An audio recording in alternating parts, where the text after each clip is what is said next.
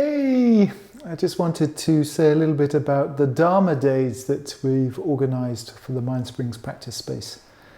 So Mind Springs is not necessarily a specifically Buddhist organisation, although I'm a Buddhist and that informs a great deal of what I teach, but some of the students have been asking for a sort of deeper dive into the world of Dharma, that is Buddhist teaching.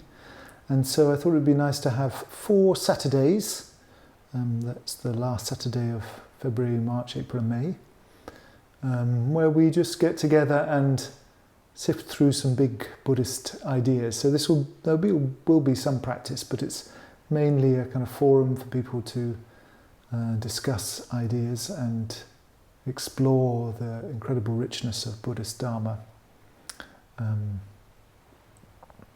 So please come along. The details are underneath, and it's for free. We're giving this away for free, as all Buddhist Dharma should be given away for free. But if you'd like to give a donation, then obviously we'd be very happy about that too.